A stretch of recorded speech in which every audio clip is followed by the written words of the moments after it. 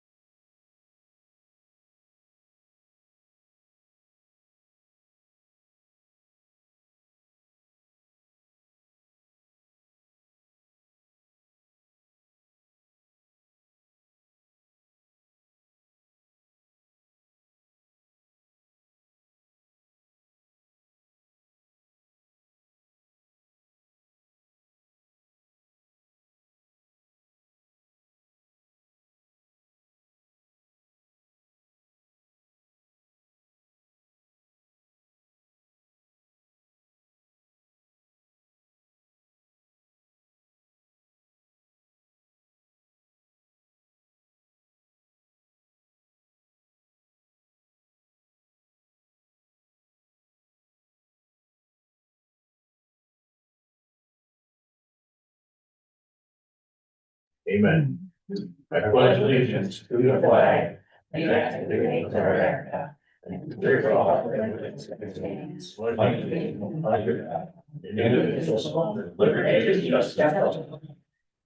Roll call. Jackson, Here. Small, Here. Johnson, Here. Brady, Here. Brumman. Here.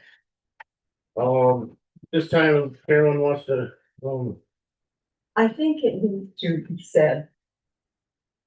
And many have, and I can't, this without getting emotional, I'm sorry. We have two gentlemen sitting at this table who really worked them, I'll be polite and not say it that way, but who really worked enormously difficult, hard. They were thoughtful, they thought ahead. They pulled ideas out of the sky that was great. And that's Adam and Craig. If I had talked to both of you during this last storm and the week of it, you guys really, in your old ways, were really doing a great job. But we need collectively, we need to acknowledge our emergency management. Scott Rice, our sheriff, Scott Hutchinson, and our 911 director, Kathy Riley. They were perhaps in the forefront. Behind them, we had community members, we had shelters that were opened and they were used. Sunrise Center opened its doors. Consumers were powerful. I know it's their lines that went down, but they were great. We had so many people who stepped forward in this community. You gotta be proud of all the people that did so much. And I want to include Dave Hansen and John Hartley, because they also were on site. They were here. And to the best of my knowledge, we survived without any casualties. I know many people's homes have, between being destroyed and just slightly damaged, and cars and all of that. But you know what? We got through it. We came out on the other side. And I want to say thank you. Well, Carolyn, you're gonna enjoy our ice storm response update, because we've got everybody that you just mentioned is gonna be here, so we'll get a good insight of what happened. Thank Everybody you. did phenomenal. Mhm. I agree. good, thank you. I'll make a motion to approve the minutes from March 4th, 2026. Support. Move supported.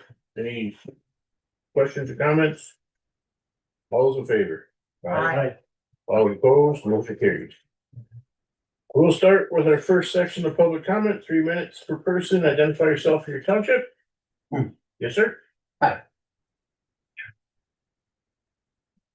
I'm Bob Kennedy from Haynes, and I'd just like to echo what Carolyn said about the united effort that county commissioners that you named, the emergency manager, and all the rest of the people. I mean, we had caravans coming in from out of state, downstate, out of state, to work together, and that unification was really good to see, especially in the way times are today, when everything is either red or blue, right or left. It was just wonderful to see everybody working together. What I really wanted to comment to you about was, I hope you'll strongly consider the proposal today that the non-emergency medical transportation group is going to present. I've owned property up here since 1995 and lived here since 2010 and been around twice, ran for public office, talked to people at their doors, and especially senior citizens.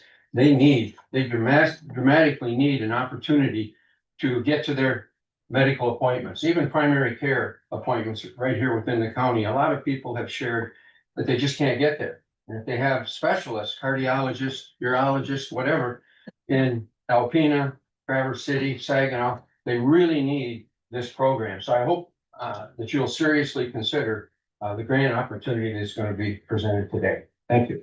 Thank you. Thank you. Anyone else public comment? Yes. I'd like to piggyback on what Bob said, because I do think that things ran smoothly and everybody stepped in and did their best to help things out. During the COVID time, I remember coming here and suggesting that we needed to have something like a lie-in facility where people people lived alone and needed to be looked after, but not be in the hospital. And I'm gonna encourage you once again to look at the possibility of getting some grants or money that would help renovate the building that the city businesses or the city offices are in. I know that second floor, when I first made that suggestion, they said, oh, we can't put an elevator in there. There's reasons we couldn't renovate that for use, but I know my neighbor is 89, almost 90 years old. There's a lot of us single old ladies that we really, if this past week was any example of how desperate people would be. I've done door-to-door campaigning. I know there are people living at the end of a dirt road in a trailer with no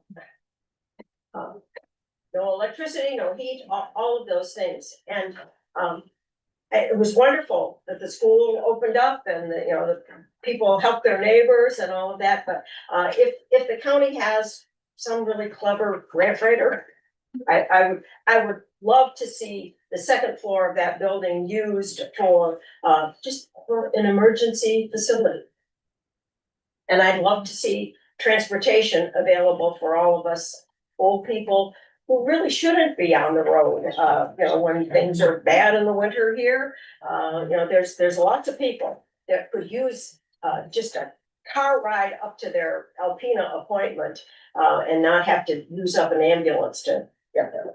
Thank you. Thank you. Anyone else public comment? Yes.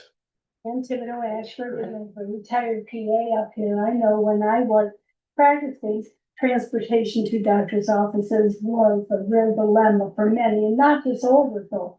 There's a lot of younger people that don't have a car or don't have a car that's real reliable to get to Saginaw or Midland or whatever. So certainly I support that effort. Thank you. Thank you. Public comment, anyone else? Okay. Moving on. Start presentation, Dan Gothier, Building Department Manager, Electrical Inspector, introduction.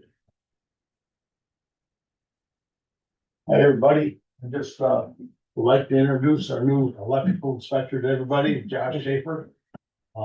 Started just a couple of 10, 11 days ago, of course. I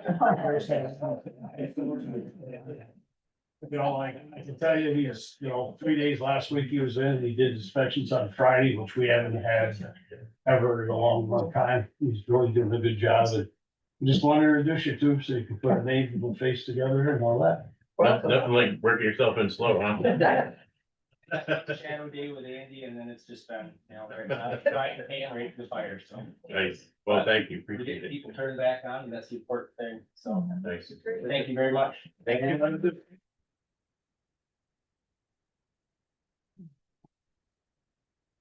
Next up, ice storm response reporting. All right, so I guess I'm gonna take the lead on that because I can't call all these people in, so I'll have my little say in all this. So I too am very happy with everything that everybody did. I'm glad to hear that people feel like there was, their needs were met as much as we could meet them with 98% power outage. So we had a lot of people step up, and Scott Rice, who's our emergency manager, is gonna say a few words. Kathy Reilly from our 911 Central Dispatch, Wendy Bain from ACCOA. And if you don't mind, I'll have you finish up, Carlin. He's with Consumers Energy, and he'll give a little rundown on what happened there too. So Scott, if you wanna go first?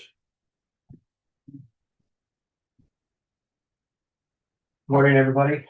Welcome back. Round two. People have already said, is this gonna be an annual thing? I said, I don't know, but I think we need to do more, be more prepared for next year. So the storm came in Sunday night. Seems like it's always on a weekend in the month of March. By 3 o'clock in the afternoon, we had 7 shelters opened up. We had shelters in Mitchell Township, Guston Township, Barton City Fire Department, Cato Township Civic Center, Caledonia Township. Cindy's been around the block. Her biggest concern was, as others, yeah, we want to open the shelters, but we don't know if it's safe to get to the shelter with the down power lines and the trees, but we're carving a path out of our driveway, and we're carving a path to get to the township hall or to the designated shelter. South Shore Fire Department, their community center, Greenbush Fire Department was a warming shelter also. Those were all up and running by 3 o'clock on Monday. Elementary school came online Wednesday. We got power to them. I pulled a few strings with EMSHD in Lansing, and they made a contact to consumers, and I said, yeah, priority. So by Wednesday morning, mid-morning, elementary had school, or excuse me, the school had power. Oh, we didn't have school that week. And then the next target, I said we needed power. We needed the 2 gas stations in Harrisville. They said that's gonna take a little longer because it's a mess down in Harrisville, but between talking with the road commission twice a day, all the shelters, talking to Craig in between all the time. Adam came in Monday morning, first thing we did the local declaration with the state. We sent that off. And we quickly realized by the end of the day, we were exhausting our local resources. So first thing Tuesday morning, we did the state declaration, which now opens us up for more resources, more help, more money in the end. We got those out the door. The 2 gas stations in Lincoln, they were on and offline all day with fuel, no fuel, power back and forth. Lincoln Market had a little problem getting their generator going, but they got it up and running, so they had the grocery store and fuel. Consumers Energy was great. Carlin Smith is our new community affairs gentleman rep for the area. He was a huge help, as was Rich Castle. Consumers called me Thursday night. Actually, dispatch called me and I called consumers, and they wanted to stage 150 trucks, Consumers Energy trucks in our county. I said, okay. I wanted to say maybe a little late, but okay, I'm not gonna argue with you, sure. And the lady sounded kind of young on the phone, and she said, "Do you guys have a Walmart in your community?" I'm putting my hand over my mouth and I'm like, 35 miles north, 35 miles south.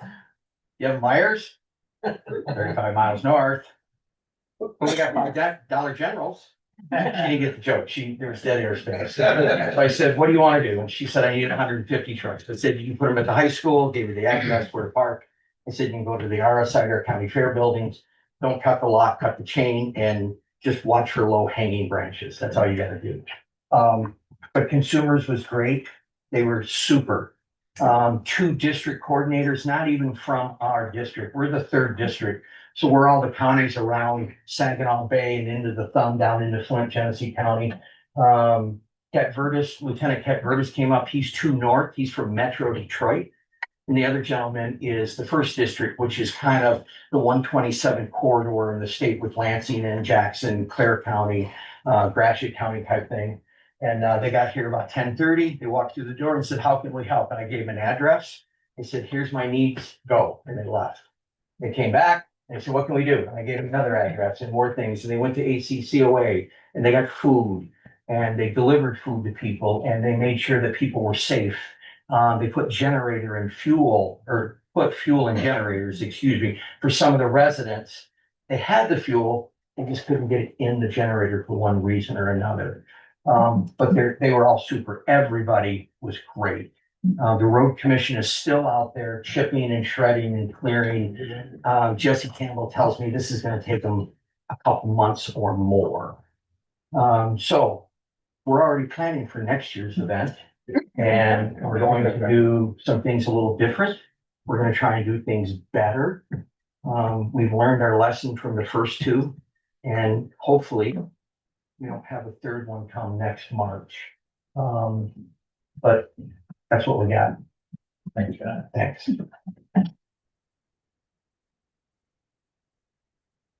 Kathy, you did a great job, and as Scott alluded to, and I've shared this with some other people in our county where there are a lot of older folks who aren't maybe social media. And if you don't even have power, you can't get on anyway. Where do people call? You call 911. How do I get food? Even if it's not an emergency situation. And the last time around, our communications were a little muddled and they didn't have quite as much. This time we learned, and Kathy did a great job and she'll give a little update on that. Yeah, so, Sunday night when it started, I was sitting at home and my light started flickering. And I told my husband, I think I'm going into work tonight. Shortly after that, one of my dispatchers called and said, we lost power, the generator turned on, thankfully. We lost radio communications and something smells like it's on fire. Awesome, that's great. So I got dressed, went to work. That was about 9:30 on Sunday night. There was no fire. We did lose a battery backup for our radio tower, which is why we had no radio communications. Fortunately, we didn't have any officers or EMS personnel out on any runs at that time. So I got it back up and running quickly. And then I stayed there and didn't go home until noon the next day. The calls came in like crazy. As I explained to my dispatchers, this is the worst emergency that's happened to some people. So when you're panicked and you don't know what to do, you call 911. So we got a lot of calls. My power's out, the trees are down. And I can tell you, in my history, I was a dispatcher for 28 years before I became director. So I remember how to take a 911 call or two.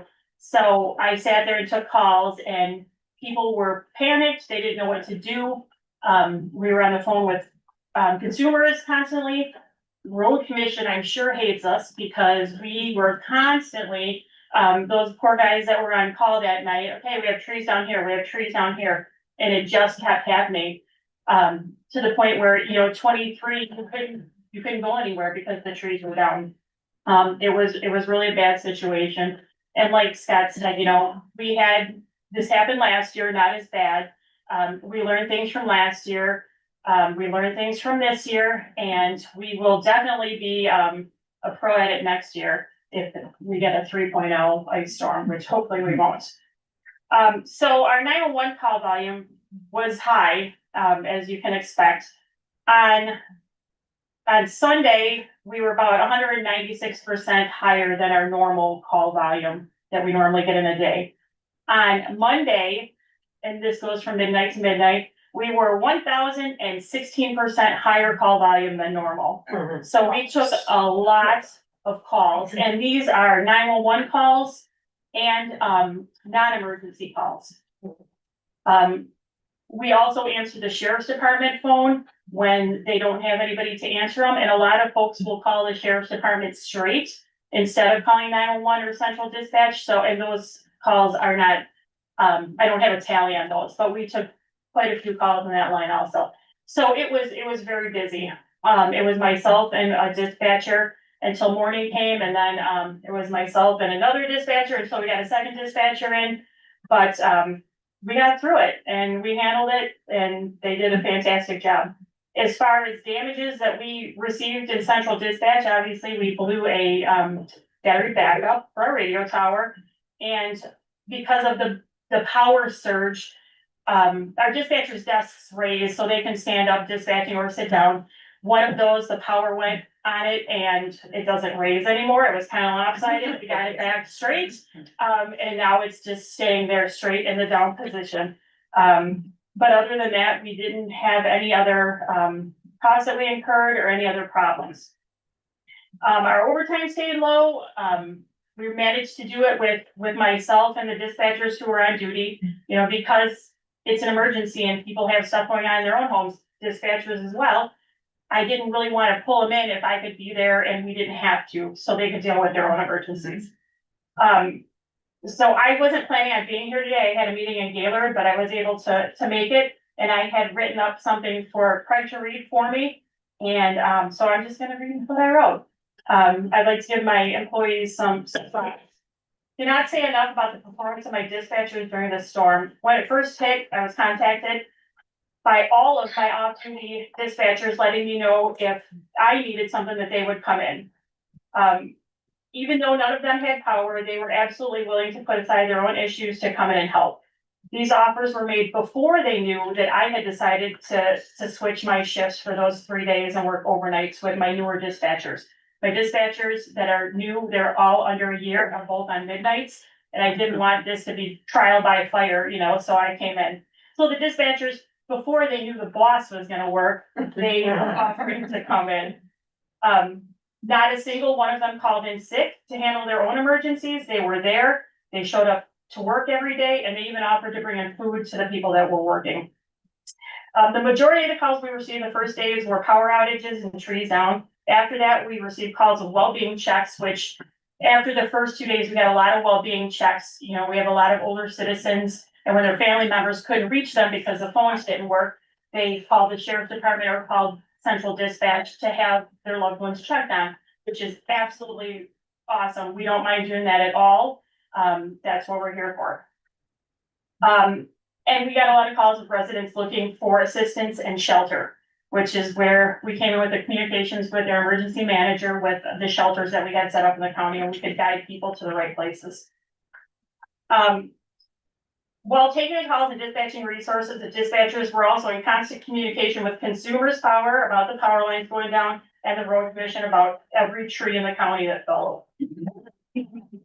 Throughout all this, they remained professional, passionate, and understanding.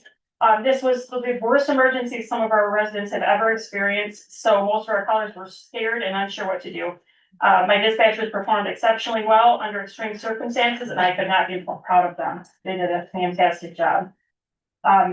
So yeah, we're gonna be ready for next year, and we're gonna really knock it out of the park.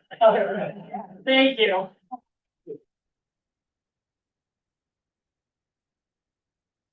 So Wendy Bain is the executive director at ACCOA at the Community Center, and we had started out at the school and realized that we're gonna outgrow this pretty fast, so we got a hold of Wendy, and she and her staff really did a great job at opening up the community center and utilizing the resource there that we had, so. So we were actually, without power till about, I think it was about Tuesday afternoon, it came back on. But the temperatures in the building were down in the low 40s by this time, so. We opened back up Wednesday morning at 6 a.m. We were very short staffed but we had the showers opened up to the public. And then we still had no home delivered meals. We had Red Fork reach out to us, and she came in. Hubbard Lake Food Pantry donated some food. Carrie from Red Fork brought stuff that she had in her freezer that she didn't want to spoil. We cooked up chicken noodle soup, and she made up some white turkey chili. We served that to the public. People came in, took showers, ate soup. Some of them just took it to go. That was Wednesday. We figured we had about 50 to 75 people come in and take showers that day. Just that was open to the public. On day 2, once again, we're open 6 a.m. to 9 p.m. So, well, the first day also, I had 3 of my staff members reaching out to all of our clients, trying to do wellness checks. So we have over 200 clients, so they all were able not to get through to every one of them, because of course, a lot of them didn't have cell service or whatnot. So the next day, Wednesday, they reached out again to the ones that they couldn't get a hold of. If they were unable, they started calling their emergency contacts, like to see if we knew where they were at, or excuse me, a lot of people, due to the storm, I think already had went with family members, so. Then once again, Wednesday, about 10:30, we started warming up any leftover soup that we had. We served that all throughout the day. And evening, again, we had probably 50 to 75 people come in for showers. I'm sorry. Then Craig came to me probably late afternoon, early evening on Wednesday and said Consumers Energy wants to donate pizzas to the community.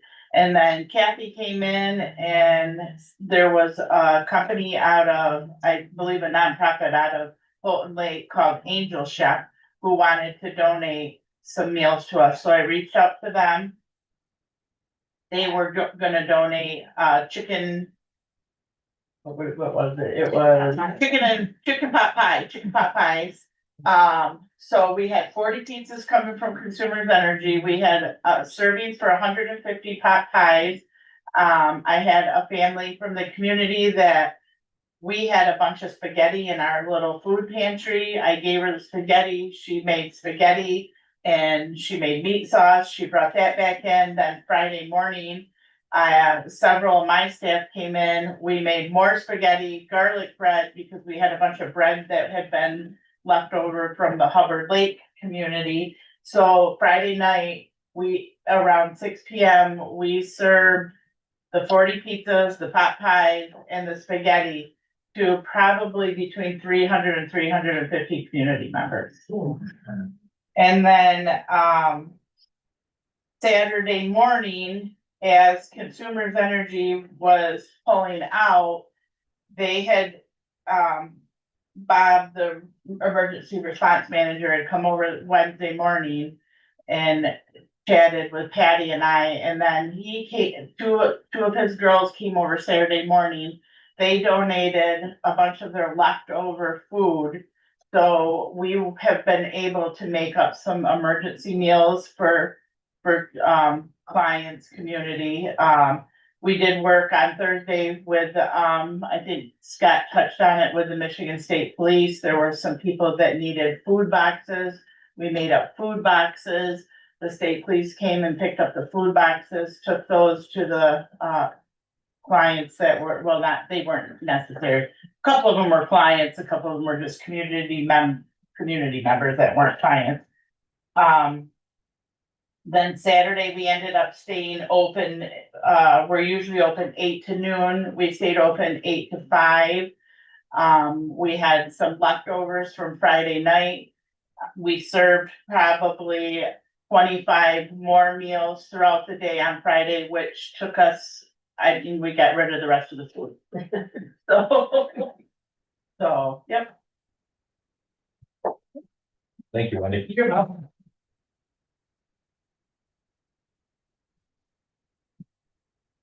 And I would just add, so she mentioned we had a meal on Thursday, so the meal before, and somebody said Carrie from Red Fork, and there were several community members, and I know you guys alluded to it, that there was a lot of people who pitched in here who we aren't even gonna say their name today because they just did it. They just did it without asking. And I can appreciate what Bob said. There was no R's and D's. It was just everybody, we gotta pitch in and help. We'll save the arguments for sunny days. This was a day when everybody had to work together, so that's what we did. So, and with that, Carlin Smith is the new community affairs from Consumers Power, and he's just gonna give a little update on what consumer response was, what they brought into the community, and then we'll wrap that up. Good morning, everybody. So, yeah, my colleague is Rich Castle, who's many in the room know Rich. Rich got maybe a better offer within our company, and so as a community affairs manager, our boss reached out to me and said, "Can you cover some of Rich's territory?" So I picked up 5 of his counties. And, what could go wrong kind of a thing. So I live in Petoskey, work out of our Boyne City Service Center. So candidly, it was a little bit of a challenge for me because I didn't know the people, didn't know the geography real well, but some people came to my rescue, and I'll thank them at the end of my message. But yeah, as referenced, our second annual once in a lifetime storm, right? And so we did get a lot of practice last year with the ice storm, but nothing truly prepares you for this. It's truly a catastrophic event, especially from a power perspective. A storm might go through and you can get people back up the next day, kind of a thing. But with the ice storm, it's just a system-wide catastrophic. I've heard it said it's not a repair, it's a rebuild. And so that's why it takes so long. And it's a challenge. We're sympathetic to people who are without power. We understand what a hardship that is. I experienced last year in Petoskey in our ice storm, was without power for a long time. And it's a challenge. We know it and understand it. So this storm, we have a meteorologist, by the way, that works for Consumers Energy. Full-time job is our company's meteorologist. And she had the storm going north. You guys were going to be spared. And then we were bracing for it again up there. fact, we staged crews in Gaylord, and our mobile command center first went to Gaylord to prepare and set up for the storm before it came, and then it went south. Ended up being a swath that kind of went all the way across from Manistee up to through this area and up to Alpena. And total, we had 260,000 customers impacted by the storm, which is again catastrophic. It's a huge number. In Alcona County, 11,250 of our customers were without power, and as Craig referenced, I think that's pretty much all of you, right? Yeah. So the mobile command center moved in a snowstorm from Gaylord down to Houghton Lake. The Roscommon area was hit really badly as well. And so we worked, excuse me, we worked in Roscommon County there. And then eventually we moved that command center over to Alcona County. And as I think it was Scott who referenced, we ended up setting up command center supply trailers, all those kinds of things. We used your fairgrounds. We're really grateful for that opportunity. And we're sorry about all the mess we made. So we tore up the fairgrounds pretty badly. The wet conditions there and our heavy equipment, it really made a bad situation. So again, thank you for letting us use it. We are working as Consumers Energy on a restoration plan for the fairgrounds. In fact, Craig and I are going to meet our field leader out there this afternoon and just talk about what our plans are going to be for getting that regraded and maybe new stone and whatever it takes to get that back into working condition for you all. So we will take care of that. I have been assured that we will fix it back up. That was the words I got. So what else was I going to say? We had around 500 line workers in this area. And in addition to that, about 140 forestry workers that accompanied those. I can't say exactly where all those crews were and how they moved around, but that was the number I was given, about 500 in this region, plus the forestry workers. As mentioned, our community engagement team got active. We brought water up to the area as well as the pizzas for the dinner Saturday night. And just to echo, Carolyn, is that your name, right? Yeah. Your comments and comments of others, just the things we witnessed in this community were fantastic. It was a neighbors helping neighbors situation. People treated our crew so kindly. I mean, it's frustrating to be without power, and you can be as mad as a hornet at these guys, but instead you were very supportive and helpful and offered nice things, and it was great. We really appreciated the chance to work here. We also admired the way local units of government, nonprofit organizations and things work together to respond. It was very admirable. You guys did a super job in the storm. I personally want to thank Scott. He was, I think, my first point of contact. As I mentioned, I don't know this area, and so I really needed help. Scott was a great resource. Greg became my best friend. I'm buying him lunch today because I really owe him big time, but he was kind enough to really help me get acclimated and get to know people. Dan at the school, superintendent of schools, was also a great resource for me. And then, of course, my colleague Rich Castle, even though he's working in the hydro department now, kind of came out of community affairs retirement and helped me a ton and pointed me in the right direction. So I owe those thank yous. I'm going to go a little off script, if you don't mind, quickly, but totally unrelated to the ice storm, and coincidentally, our company released just last week our reliability investments by county. Excuse me for looking at my notes. I have to figure out what they're talking about. But what this is what our plans are in 2026 per county for strengthening our grid and improving our reliability. And significant investments, I looked up Alcona County specifically, and significant investments are expected to happen in Alcona County this year. Obviously, storms and other things can derail that, but at the moment, our budget for Alcona County is $11,605,790 in grid upgrades in this area. That includes $8.5 million towards what we call high voltage distribution. That's the highway of power that comes in and out of the county.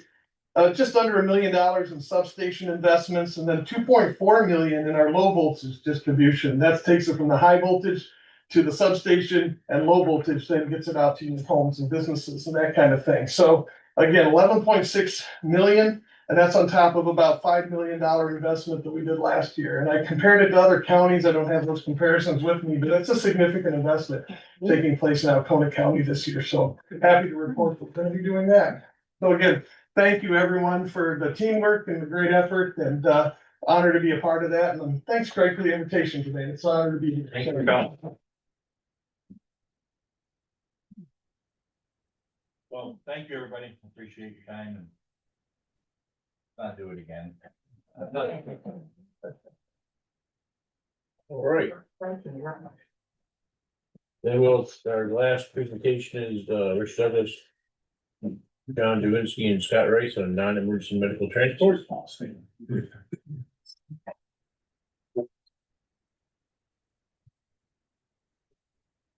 Good morning.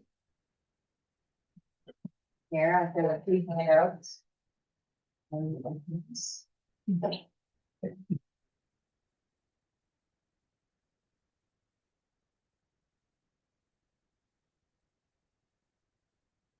just a little bit about our group.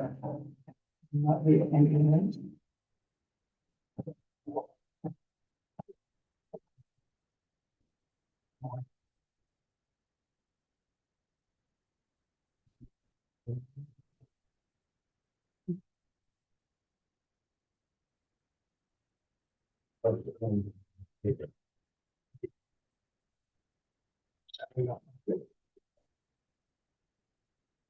Morning, Commissioners. For those that don't know me, I'm Kathy Murray Rice, and I am representing the Rural Health Group. As you may have read in the outline that Scott emailed you, we are an organization established in 2021 to address healthcare barriers throughout rural areas of Michigan. Today, I am joined by 3 additional members of our team. Dr. Richard Douglas, one of our founders of the Rural Health Group. John Jervinsky from the Rural Health Excellence Institute at Central Michigan University, and Alcona County's own EMS Director, Scott Rice. Over the past 4 years, the Rural Health Group has received 3 grants and is in the process of applying for a 4th. These grants have enabled us to assess the need for non-emergency medical transportation, we refer to NEMT, research solutions for integrating NEMT and into established EMS systems, and to develop a guidebook for providers to utilize in implementing NEMT services within their existing EMS operations. Our initial study has been recognized and published as the first in the nation to look at the impact of not having adequate transportation for non-emergency medical treatment in rural areas. The 4th grant we are seeking is from the Michigan Health Endowment Fund to support a pilot program outlined in our guidebook. Today, we are here to kindly request your assistance in launching this initiative in Alcona County. Specifically, we are applying for a $680,000 grant over a 2-year period that would provide funding for the startup and implementation of an NEMT service designed to serve a regional area, including Alcona, Alpena, Iosco County, and areas along the US 23 corridor. Dr. Douglas will provide you with some background information regarding the need for non-emergency medical transportation in our area. Scott Rice will explain how we believe Alcona County residents can greatly benefit from having the pilot program established here. And John Jervinsky will discuss the grant holders' responsibilities in this project. At this time, I would like to introduce you to Dr. Richard Douglas from Tawas, Michigan.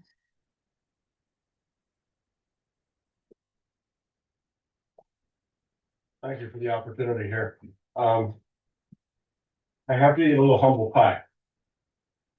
I've been an academic in public health Health Services Administration as an epidemiologist for a very long time. I started at CDC in 1968. I wasn't aware of the problems of transportation in rural Michigan and rural counties until my wife died and I moved to Tawas to the summer home full time in 2020. What a shock. What a shock. Why didn't I realize this in all those years in Ann Arbor, or Ypsilanti, or Detroit, or Atlanta? Why didn't I realize that it's different in low population areas to get services you take for granted everywhere else? And the consequences are found.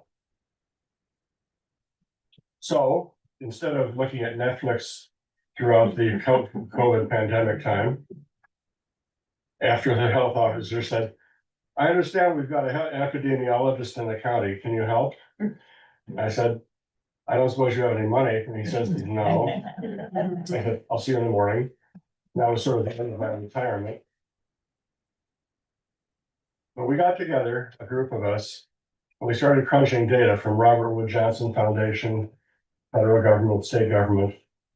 And we discovered this curious corner of Michigan that seems to have higher morbidity and mortality numbers than it should have.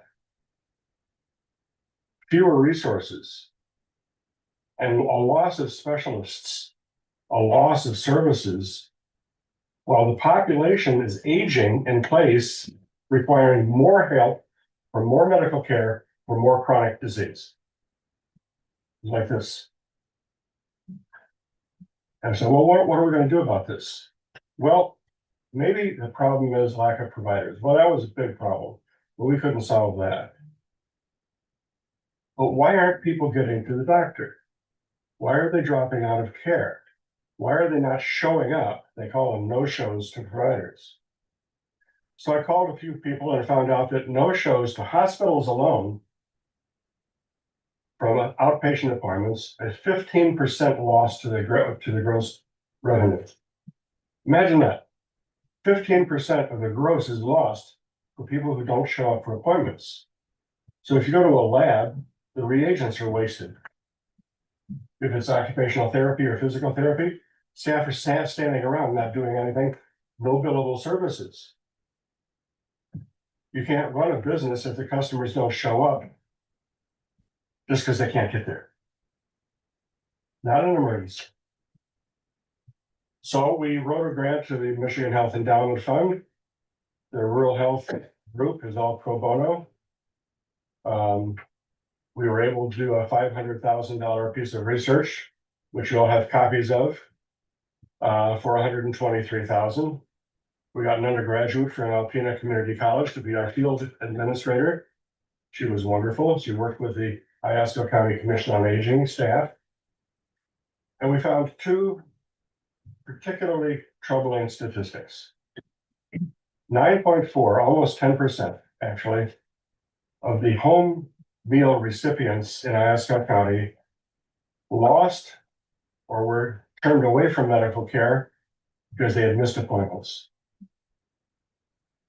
This wasn't for a cold. This was for COPD, for mental health, for cancer, for all kinds of chronic disease management. And if you don't manage your chronic disease care, then you end up calling Scott saying, I'm on the floor and I can't get up.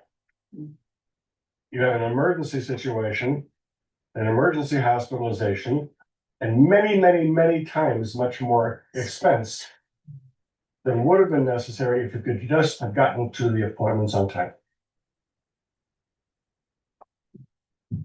If you're lucky in the Alpena region, I was on the board of the Friends Together group.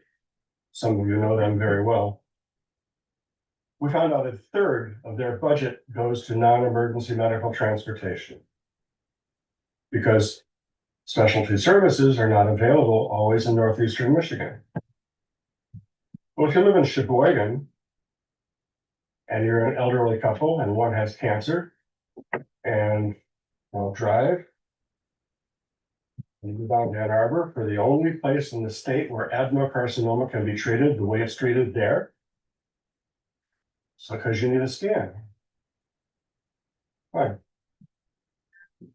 Any of you ever had cancer? Know somebody that had a cancer? What happens when you get a scan? They call you up 3 hours later and say it's inconclusive. Please come back tomorrow. So now you've got a driver. You've got mileage. Hotel room for the patient and spouse. Hotel room for the driver. And a return. This one trip for one scan, repeated, is about $1,400. Well, what happened when I got home was the hospital called and said, we found something in the scan. Can you come back in 2 weeks? You know people that have $2,800 to spend to go get tests in Ann Arbor? I don't. So they drop out of care. Unless they live in Alpena area and they have cancer. But if you've got COPD, or if you have PTSD from Gulf War #1, and you need to see your counselor every Wednesday morning, and your neighbor says, you know, John, I've taken you to see your counselor every week for 3 months now. I'm glad you're doing well. Listen, my daughter had a baby in Phoenix. I've got to go help her out. Will you be all right? 2021. John put a 410 in his mouth and blew his head off because he couldn't get to see his counselor.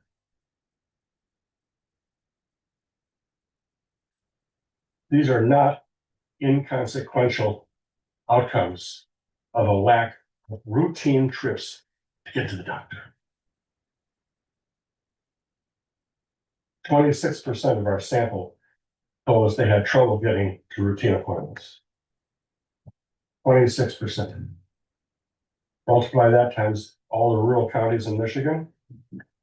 You're talking about thousands of people who are dropping out or losing medical care just because they don't have a ride.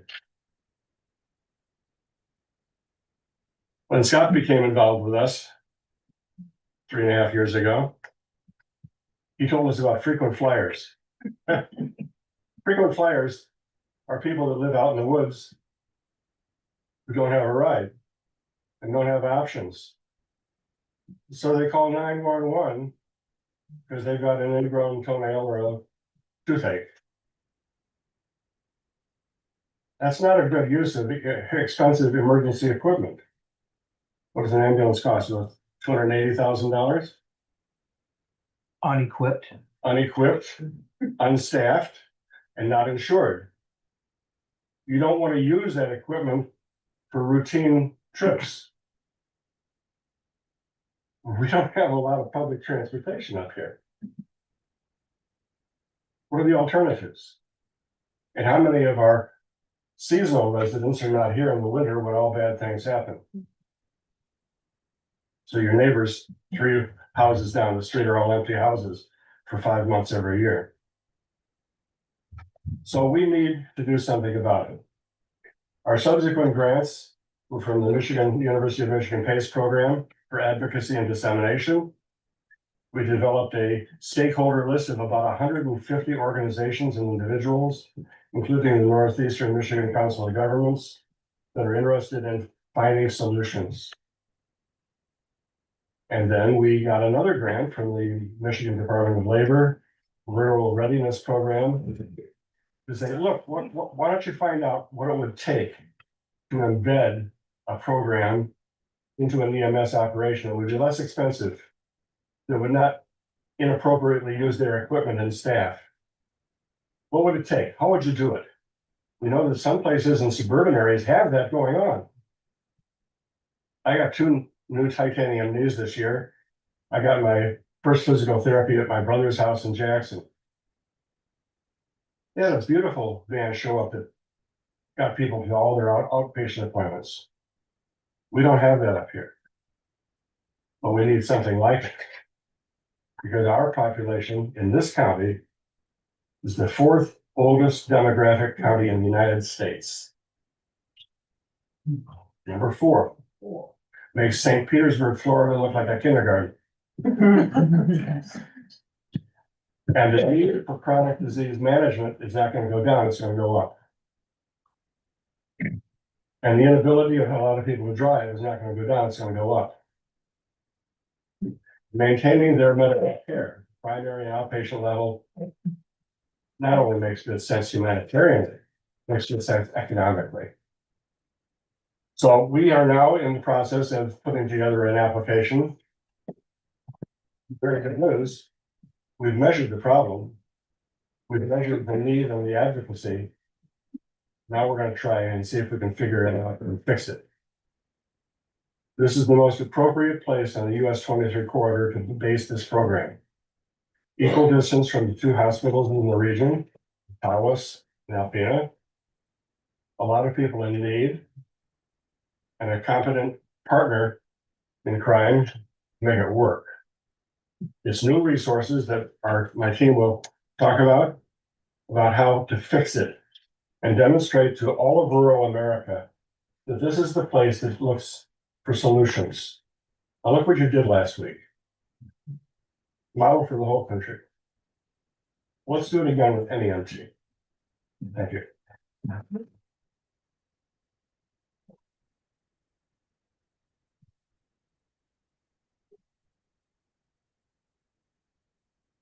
All right, so what are we gonna do with this pilot program?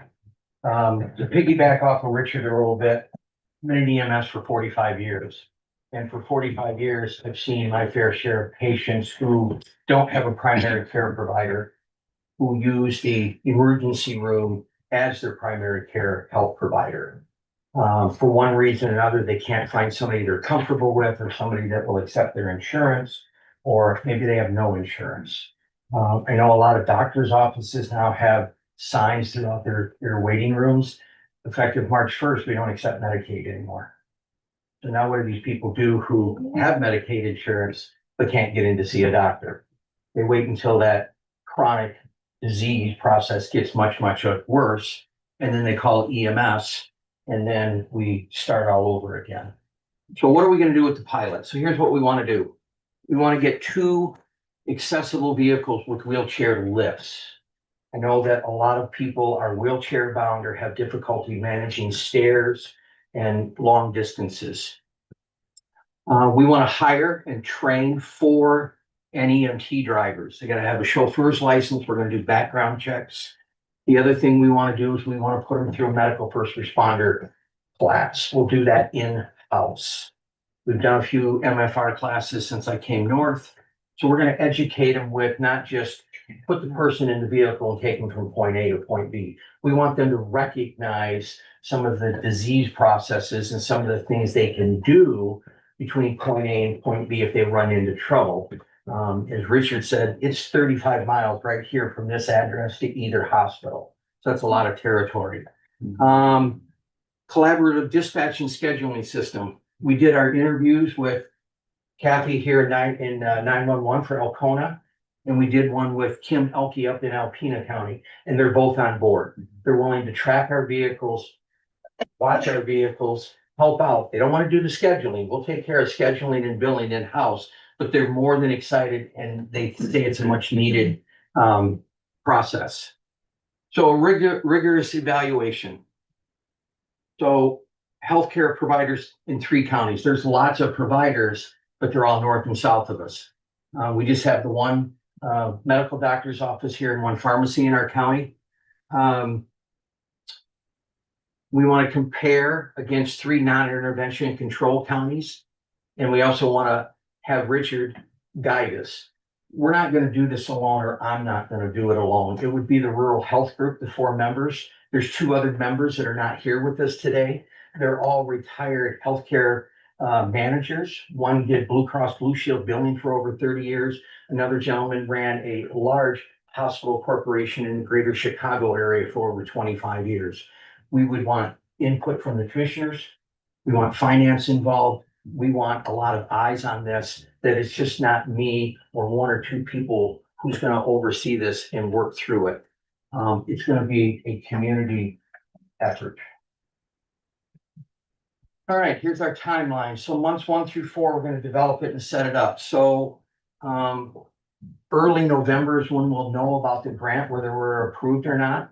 We've already gotten one grant from them, so I think we have a strong, opportunity to play upon that, and we're getting a lot of press and we're getting a lot of talk throughout the state.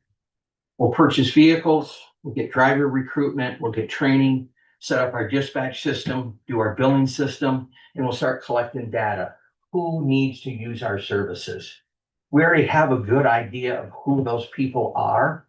Tony and I over at the Veterans Counselor, we're playing phone tag back and forth, but I know they have a high utilization of transportation. Unfortunately, they only have one vehicle and it doesn't have a wheelchair lift. And we've got over 1,200 veterans in this county, plus their spouses. So we're looking at 2,500 there. Months 5 through 22, we're gonna start delivering the service. We're gonna put the product out there to the public for use. So our goal is 2 drivers, 2 wheelchair vans, two vehicles, 4 drivers. We'll rotate them in and out. Community outreach and marketing. We want to go to all the doctors' clinics, the hospitals, everything. If you notice now, public transportation is kind of Monday through Friday, 8 to 5-ish. And if you have a late appointment at 4 o'clock and you're running late, and they say, well, I need a ride home, and they say, I'm really sorry, but we go home at 5. That person sits there until somebody gets them out the door. At times, staff from that healthcare facility has taken the person home because there's just nobody to get them from point A to point B. Months 23 through 24, we're going to do a data analysis and final reporting. So we're going to look at number of patients we've transported. We're going to look at cost. We're going to look at service. We're going to look at a lot of things in regards to who used our service, where did they go, what did they need, what were their abilities or inabilities for physical demands. Can they walk? Did they need a walker? Did they need a wheelchair? I can tell you this, in EMS, we see a lot of people with walkers and we see a lot of people with motorized wheelchairs in their residence. I worked the road yesterday. There's a lot of people in need, and it's just not yesterday when I was out there. There's people every day, my crews come talk to me and they say, this person should not be living alone. This person needs more oversight. They need more care. They need more help. They need more services. But as Richard said, we're in the desert. If you're east of I-75 and north of the Tri-Cities, we're in the desert.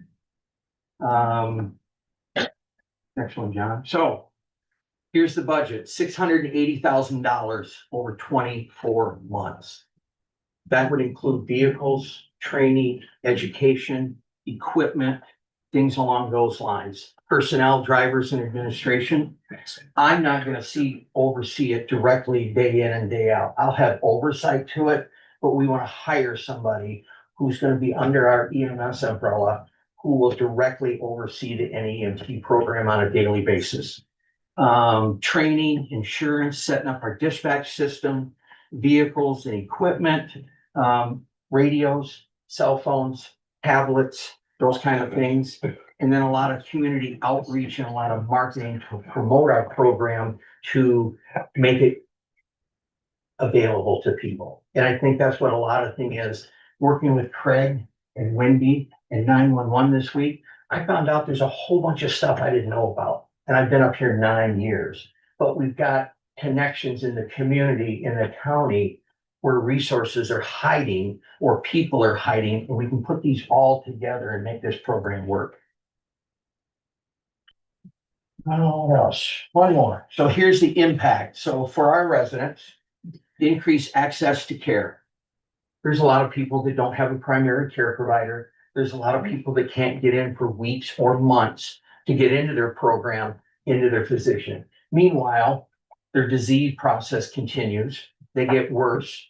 They don't get their medications refilled, or they're forced between, do I pay the electric bill this month or do I get my meds? Those kind of things. Better health care outcomes.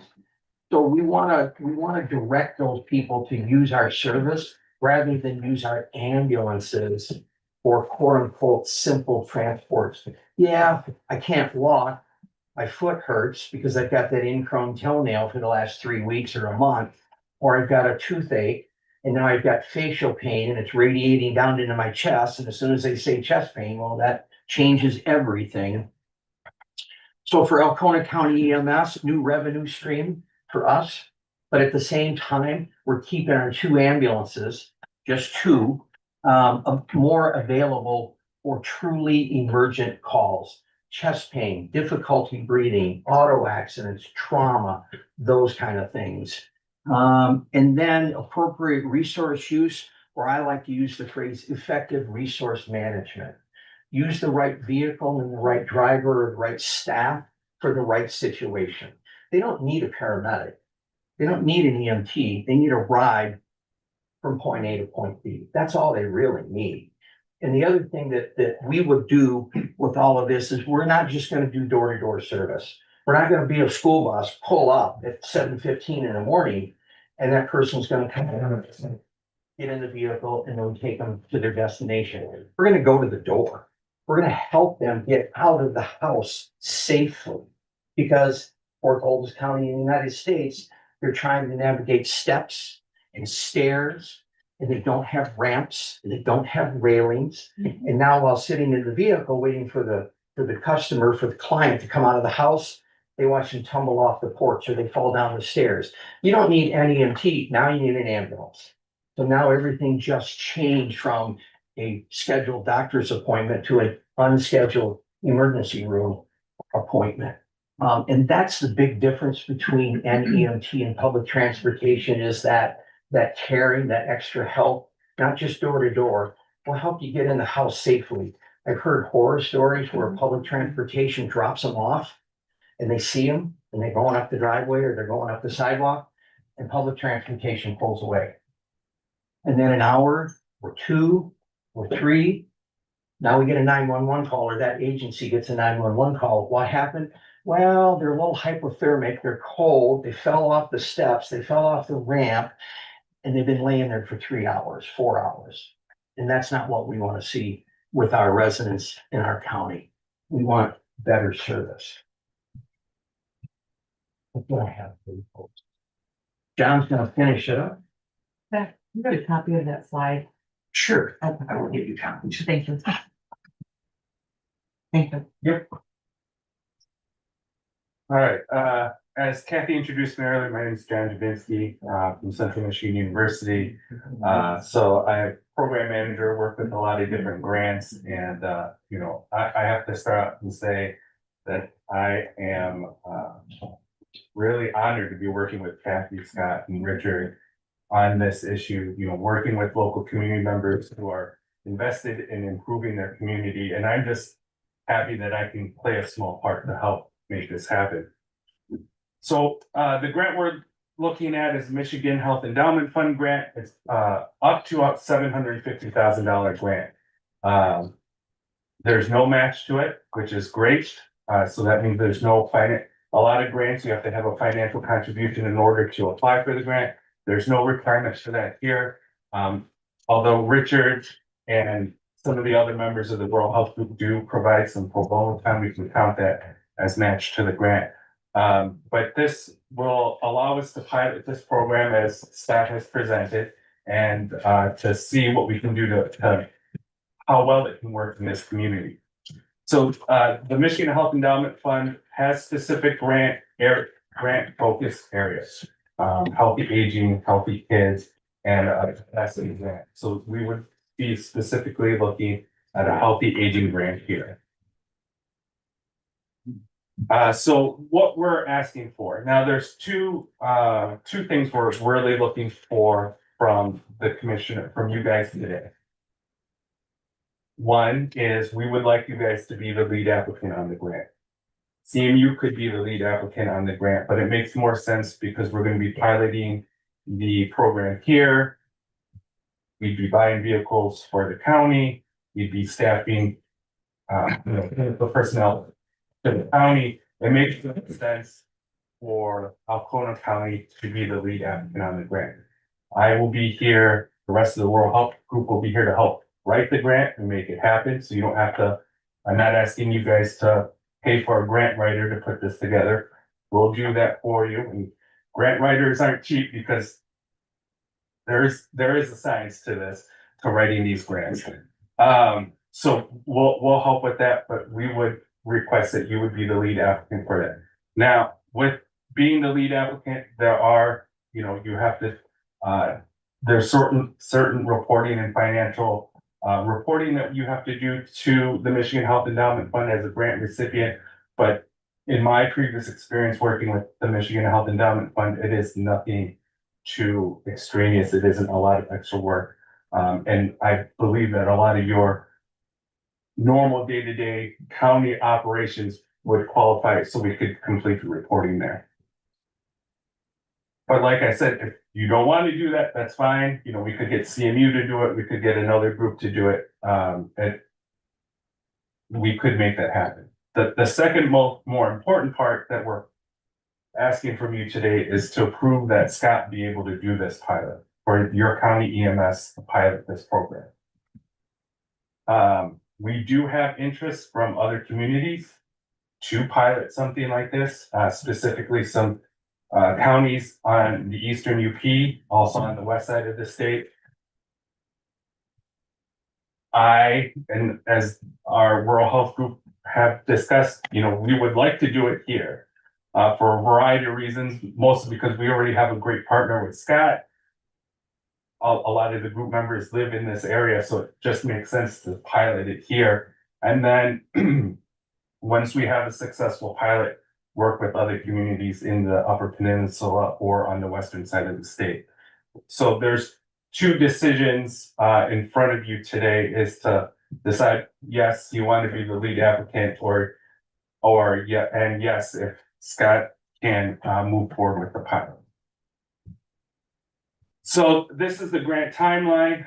The concept paper, they request a concept paper. Basically, it's a 2-page paper to just kind of give them an idea of what you want to do. That's due by the end of the month. Nothing that has to be set in stone. It's not a legal document, but we will be submitting a concept paper. It would be great if we can include, I believe Scott emailed you all the concept paper this week.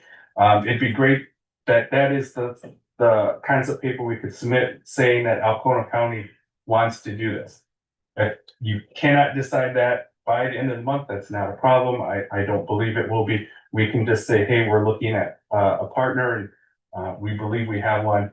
But if for some reason we can't decide that by the end of the month, that's not a problem. We would need to have that decided by the time the actual application is due, which is June 4th. When you do the application, you need to know who the lead applicant is going to be, who are the partners, what are their responsibilities, what the budget is. I should mention, everything we laid out here today is can be changed because we have not put in a full application yet. This is kind of how we thought it would work, but with your input, if you'd like to see some changes, or you're like, hey, maybe we need a little bit of extra funding here or there, we can do that up until we submit a final application. And then once we do that, we're kind of locked in there. The awards are announced November 5th, and then the possible beginning date is December 1st. Now, the timeline with this is really unique. So as Kathy mentioned earlier, right now we have a grant through the Michigan Department of Labor and Economic Opportunity through the Office of Rural Prosperity. Now, they gave us $50,000 to help develop a guidebook to implement an EMT within rural EMS agencies. And we've been doing a lot of interviews to come up with this guidebook. Our guidebook is going to be done and due in October. And then this grant, if we're awarded, would start in December. So we would, excuse me, have a nice plan, or, a guide. So when we're starting this pilot, we're not starting from nothing. It's not like we have no idea what we're doing. We have interviewed some EMS agencies up in the Upper Peninsula that do this, and they have different models the way they do it. We're also planning on interviewing some folks downstate. Downstate that do this in more urban areas. Of course, you know, their information is gonna need to be adjusted for a more rural community. That's why we were really interested in interviewing some EMS agencies in the Upper Peninsula. But what I'm trying to get across is we'll have a really good idea on how to make this happen and how to make it work. And so that's about it. Any questions? I know it's a lot of information to throw at you all at once. I would share if I may with the board. This is probably, I've been aware of this about 2.5 years, Scott. He and I have talked about this. He has mentioned more than once, Dr. Douglas, and conceptually, it's difficult to find anything wrong with it. But it was exciting for me when Scott first talked to me about it a few years ago. And I appreciate that you kind of updated me as things have gone along, which has been interesting. And it's nice to see it come to fruition to this point. And I applaud those of you who were foresighted enough to pursue this 4 years ago when we first started. Thank you. You said there's communities that have this implemented already, and that's what you're gonna do research on.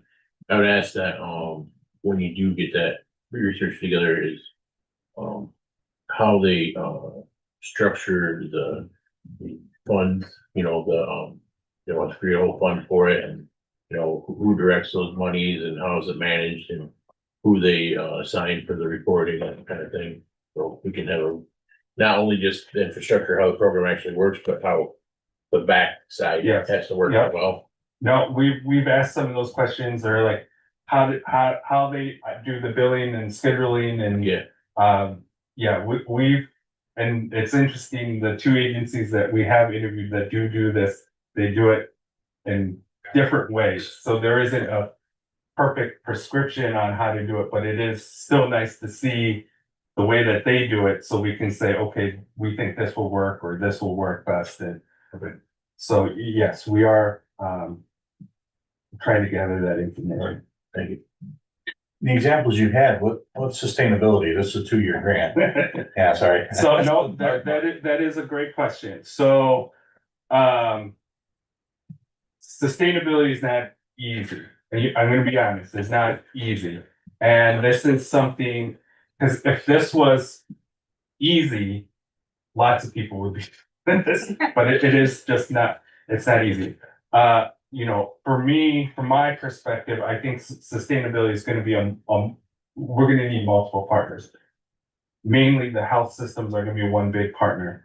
Part of the reason why we wanted to gather the data on who we're serving, and some of the data from the hospitals is if we can show the hospital system that, hey, we are helping you make sure patients get to their appointments. So then as Richard mentioned, you know, that you're not having these no-shows, that's increased revenue. If we're helping, we've talked to several people at different hospitals who have mentioned patients not being able to get home. So whether from emergency department or post-surgery, that they're not able to get home, that means they're not able to bring in another patient. So there is incentive for hospital systems. Now, if we can look at that data and show them, hey, through our project, this is how much money you're saving. Can you help us out with not necessarily funding the entire thing, but part of it. Medicaid does have a non-emergency medical transportation benefit. And that is something we're working on. We have a few contacts within the state that we're trying to figure out. And then payers are probably going to be another, insurance companies are probably going to be another partner that if we can say, hey, we're keeping your patients healthy, that's not only good for the health system, but that's also good for insurance companies. And then there's probably gonna always be a small portion, you know, probably a sliding fee scale for the residents themselves. And the two agencies that do this, it wasn't a large portion, but they did have some people who private pay all the way, and you know, that they need the service and they can afford it, and they would just pay privately to be able to use And it. these were municipality ran. So these two were not municipality ran. They were actually both privately owned EMS agencies. Yeah, they were. So we, I mean, we wanted our paramedicine program to get off the ground here in the county, and there seems to be a roadblock with the local hospitals and trying to figure out how can we be funded to do this. This would go hand in hand with that. I'm just wondering, you know, we haven't had much success. They keep telling me they'll get me the data, the Yeah. numbers. I'm still waiting. One other side note is Melissa Furman with MDHHS, who's locally between Alcona and Iosco counties. She knows about the NEMT in the Medicaid language. She can't find drivers to work to get those patients from point A to point B. So she has a need. There is a need out there that Medicaid will reimburse that transportation provider. However, we can't find transportation providers or drivers is the problem. If I can follow up on that, Melissa testified 3 years ago in Iosco County, and she said the biggest problem with making the Medicaid program work was there was no one to call. And if you have no one to call, there's no one to get reimbursed. And Medicaid, under the way it has run in the past, at least, the recipient needs a 10-day advance notice to the appointment. And the offer from Medicaid is we will seek a ride for you. No promise. Well, suppose you're a 21-year-old single mom with 3 kids and one sick, and you got to go to work, and it's 7:30 in the morning. You don't have 10 days. You can't even use the Medicaid service that you're entitled to because you don't have a 10-day window. And so this isn't just for the elderly. It's for everyone who is on Medicaid is entitled by law to get non-emergency medical transportation coverage. And it is the one part of the Medicaid program that has failed around the country, especially in rural areas, because the brokers can't find a driver. And one of the ways we recruited for the study in Iosco County was AARP's done a great job. You don't answer your phone if you don't know the number, right? And you don't pay attention to mail you don't know anything about.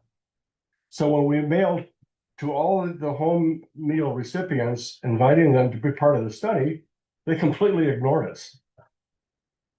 And they didn't answer the phone. So I went out for 3 weeks with the drivers to every single home. We got a 99% response, yes, I'll participate. They want to be talked to individually. We all know that door-to-door works. But one of the drivers told me that he used to drive for Medicaid as a volunteer with his vehicle, a Lexus SUV with leather seats. And a patient got sick in the back seat, Medicaid wouldn't clean it. And then his insurance company wanted him to have a $1 million liability policy. He said, so I'm driving for meals because I can't afford to volunteer for Medicaid. Well, if we own these vehicles, that's where the liability insurance rests. We could even use some volunteer drivers to back up our four if we're really busy, because they won't have to have their own private insurance coverage. These are the details we will discover in this pilot study. And I can tell you with certainty that the whole country is watching when this happens. This will be the only pilot study of its kind in the United States looking at rural vulnerable populations. I know that there are throughout our health centers that have a significant number of missed appointments because of transportation. And I've got to believe the same thing is true at Thunder Bay. The other thing that I might offer is in our interview process, John and I and Scott have been out making contacts, and we made contact with My Michigan. They have had this subject, NEMT, in meetings on a weekly basis for months now, trying, seeing the issue and attempting to get a solution to that. So we don't have anything at this moment, but that's a very good resource for us to go in and say, we can provide this service for you. We can become a solution if you can help us in doing that. And that is the sustainability to our residents to be able to utilize it. So I think this is a very positive time to reach them, because our communication with them is they are meeting on a weekly basis right now to get a solution to this, because it's been such an issue, and on their end, it's an issue of patients in the ER who come in by ambulance and don't have a way home. And even off on the floor, and they end up staying, extending their stay there because they don't have a ride home. And the biggest one is that they get back into the hospital system within a 30-day period. They come, they're treated, they're sent home. They have follow-up appointments with their doctors and medication and physical therapy, none of which the patient is able to attend because they don't have a ride. So within 30 days, they're readmitted to the hospital. That readmission cost will not be paid by insurance companies. They say no. So that is a huge cost to the hospital. If we could resolve the issue and get them to their doctor's appointments, that could stop a good percentage of that readmits. In reference to that free healthcare or non-reimbursements, 2023, My Michigan Alpena gave away, donated, ate the cost of the care between 1.3 and 1.4 million dollars out of that hospital. Now, that's not Alcona County alone. That's a 5 or 6 county surrounding area. But I'm trying to find out, of that 1.3 million, what is our share? What are we responsible for, or what do we contribute to that 1.3 million? And how can we reduce that here in Alcona County? And I know there's lots of patients that we go to on a consistent basis. You hear the address and you say, oh, COPD, CHF, chest pain, difficulty breathing. And it's the same chief complaint time and time again.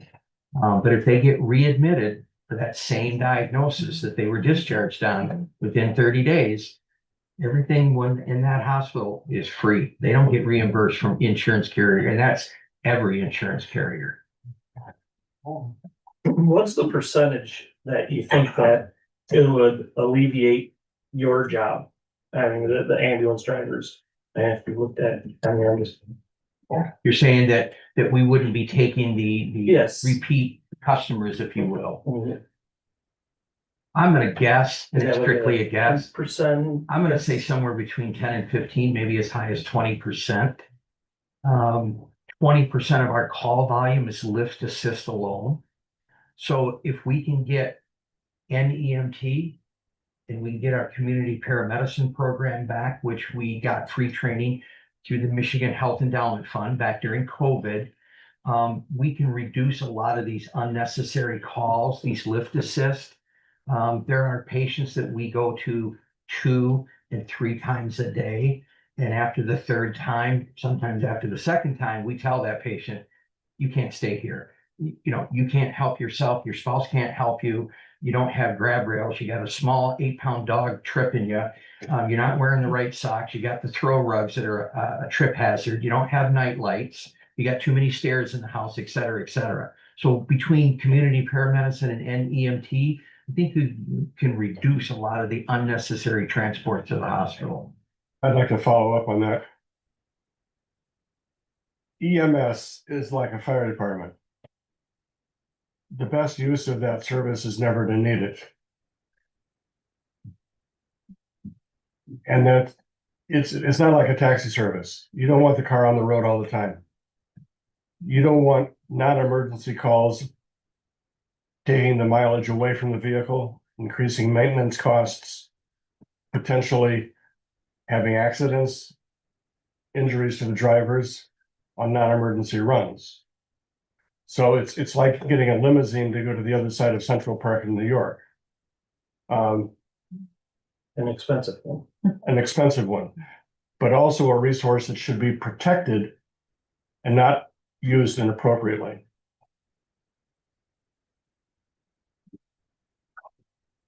Any other questions, commissioners?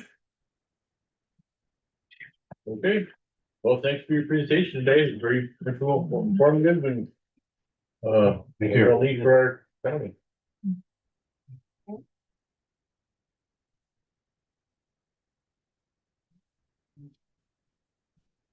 Right, we'll move on to claims. I would like to make a motion to approve pre-authorized claims and open claims presented for payments between March 4th, 2026 and March 24th, 2026 for check numbers 160-321 to 160-462 and e-checks 2867 to 2877 for a grand total of $571,809.01. Support. It was supported, any comments, questions, concerns?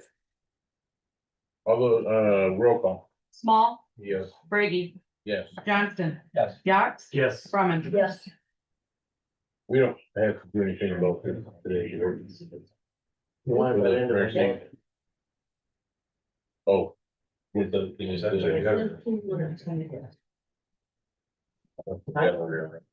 It's behind the back, so we don't think that is amazing. Go ahead. I would move to authorize the chairman to seek funding for a generator to be located at the Alcona County Council on Aging Center, known as Sunlight Center. It will be used for all members of the community as a support system for shelter, heating, and safety in times of disaster. Or. Letter of support is what it is. We're not, Not a we're not, letter, just copy of this motion. yeah, the Corner County is not directly going for the funds, it's the ACCOA. But Peter's office has to work through a government entity.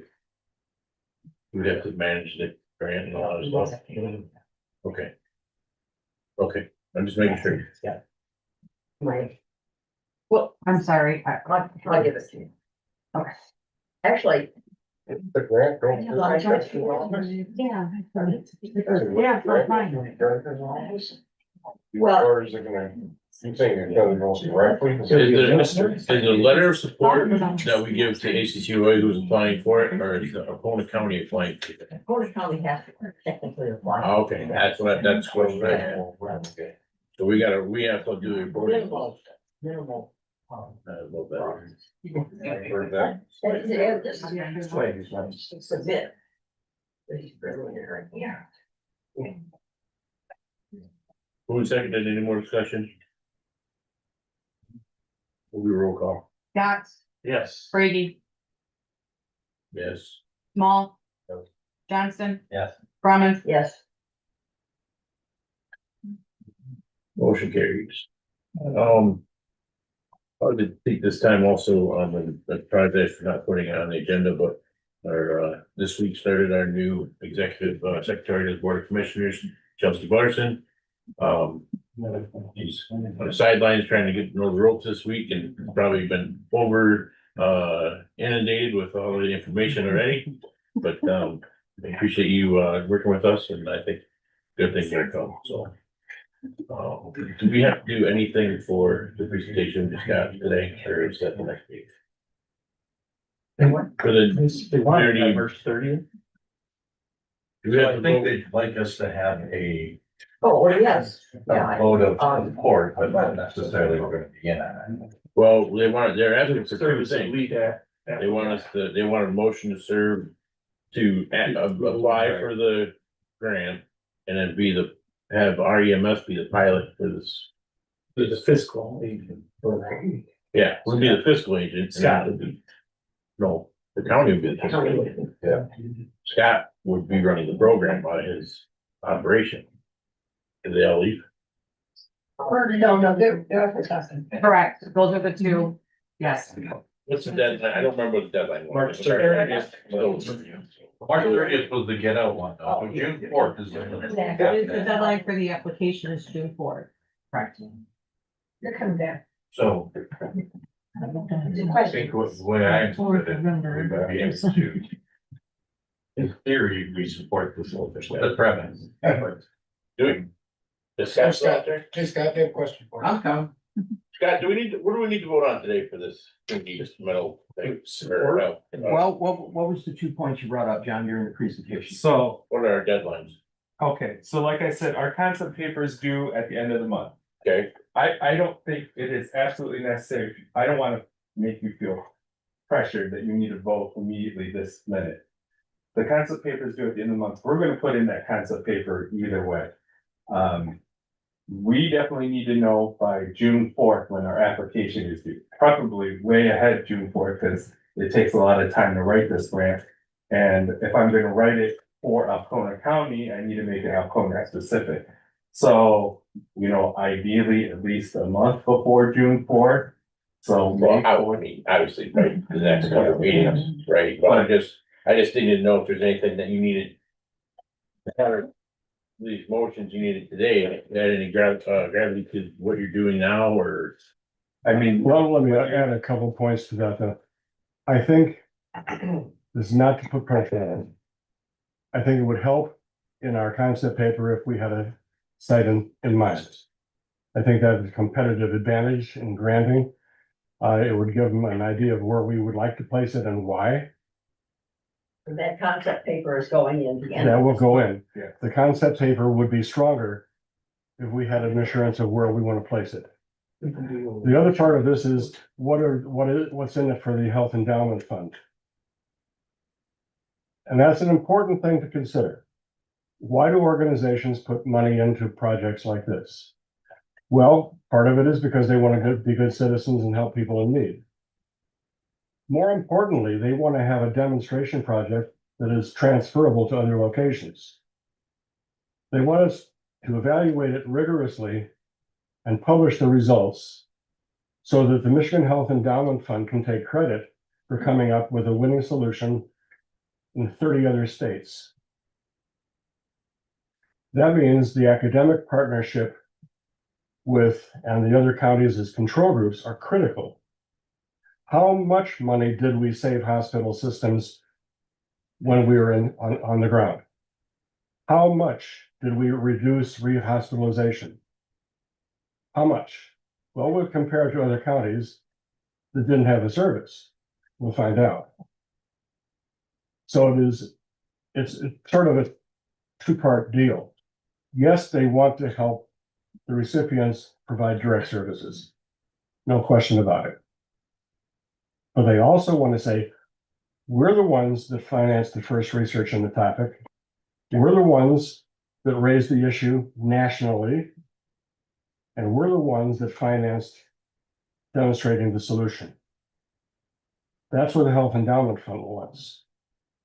So the more assurance we can give them about where and why and with whom we want to work, that helps us get the grant funded.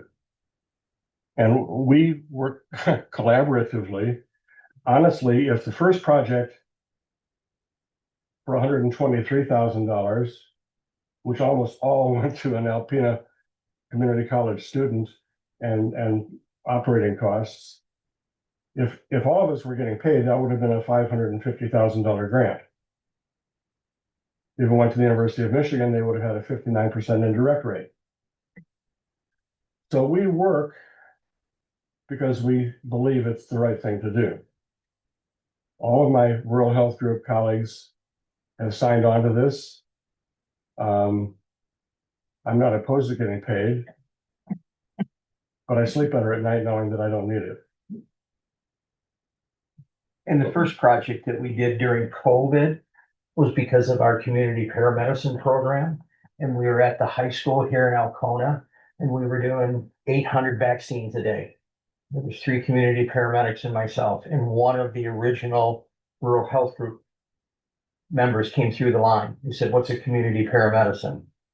And they referred him to me, and I got sucked into the vacuum. And we compared Northwest Michigan to Northeast Michigan in the medical world disparities. All the money and all the healthcare is on the west side of the state.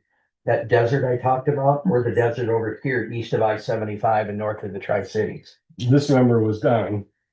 He was the founding dean of the University of Findlay College of Pharmacy. We're not a sort of bunch of lackeys. We've been around the track for a while. And he lived in our county. And he lived in the county. He lived in Greenbush. And he died almost over 2 years ago now. And he was one of the ringleaders. Why get paid for this? We just want to do it. That's what we do. And would a motion that from us in support of the concept going forward, and would that be enough?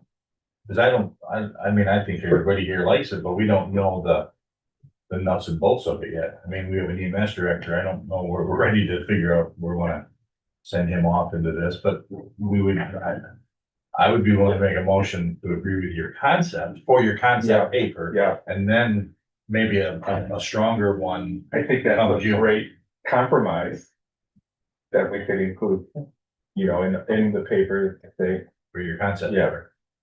Elkhorn County has a strong interest in the potential of participating in this program in the future scenario. I didn't under. Say more like Elkhorn County has a strong interest in future participation in a program like this. Where you. I mean, I think That's good language. Yeah, and then if you know, vote on a motion to say you're supportive of the concept. Support the It's not concept. committal, but we're very interested. Yes, exactly. We We support the could concept and we include look that forward, in we'd like to be. Give us some wiggle room. Wordsmith that. Where's our wordsmith? Looking for a second. All right, everybody's looking at you. Sorry, who's the first? Me. First. Who's that? If you need words, call us. Yeah, if you wanna draft something, that's great. But, yeah, but it would be to, strong support, whatever, right, whatever I said, that's only good for you. Winning language. Yes, All right, motion's on the table, I don't think we, roll call this, I'm gonna no money right now, so all, in favor? Aye. All opposed, motion carries. Thank you. thank you very much.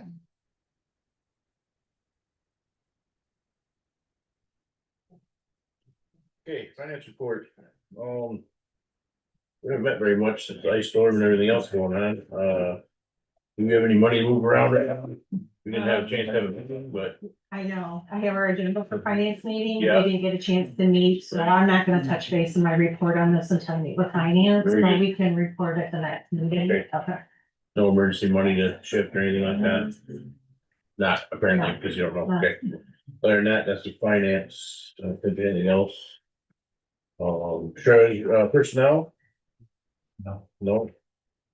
Treasurer's report? Like I said, on the financial part of it, I'm gonna hold off. The only thing that really is going on, trying to play catch up from the storm, is still dealing with the 3 years of taxes, 23s, 24s, and 25s right now. 23 taxes will be foreclosing on properties that aren't paid in full by March 31st. We have 55 properties, that still, are out there that need to be paid. We have reached out to pretty much all of the property owners, talking to them, trying to make arrangements. I'm hoping that this number will be very low by next Tuesday. Our 24 taxes, those, properties, I mean, I had 441 properties that went into forfeiture. Those forfeiture certificates, are recorded with the registered of deeds, or will be recorded with the registered of deeds. And 25 taxes came over delinquent on March 1st. And we've got about 2,484 properties that are delinquent. We will be sending out delinquent notices on April 1st. Just still preparing things for the auditors the week of April 20th. I am still trying to settle at the townships with the power outage and stuff, but it definitely set me back. We're having a little bit of issues with the BSNA cloud. I have 3 townships that are on the cloud.